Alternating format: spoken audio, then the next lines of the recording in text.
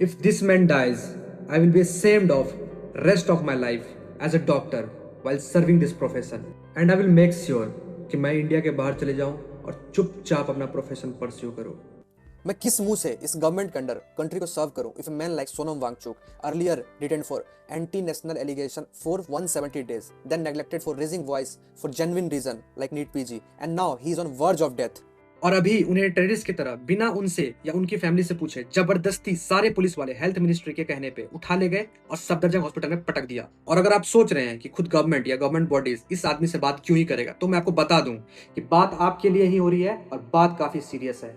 ये सोनम वांगचुक है जो आज से लगभग 30 साल पहले NIT श्रीनगर से अपनी इंजीनियरिंग कंप्लीट करके लद्दाख में काफी यूनिक स्कूल चला रहे हैं, जिसके बारे में 3 इडियट मूवी में दिखाई गई है, जिसका नाम है student educational and cultural movement of Ladakh SECMOL। और ये साइंटिस्ट भी हैं जिन्होंने gravity fed ice stupa artificial glacier का भी इन्वेंशन किया हुआ है।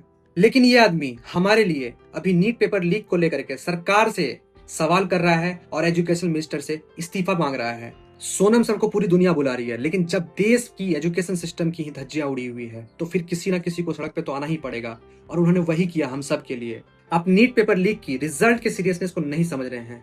चलिए एक सवाल से आपको सब कुछ समझ में आ जाएगा। क्या आप लीक पेपर से पास किए डॉक्टर से अपने पेरेंट्स और घर वालों को दिखवाओगे?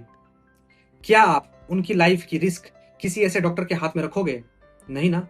जिन स्टूडेंट को अभी प्रिपरेशन और पढ़ाई करके अपने करियर को किनारा लगाना है, जिन्होंने सच में दुनियादारी, झूठ, सच, फ्रॉड, स्कैम का मतलब नहीं समझा है, वो अब सड़कों पर इस एजुकेशन सिस्टम के खिलाफ प्रोटेस्ट कर रहे हैं।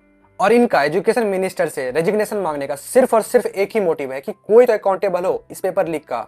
इस सिस्टम के लिए एक एग्जाम पेपर जो कि लीक होने के बाद दोबारा सक्सेसफुली कंडक्ट कराना ही एक अचीवमेंट से कम नहीं है, क्योंकि पिछले 10 साल में 89 से ज्यादा पेपर लीक हुए हैं। तो आप कैसे ट्रस्ट कर सकते हैं ऐसे एजुकेशन सिस्टम पे?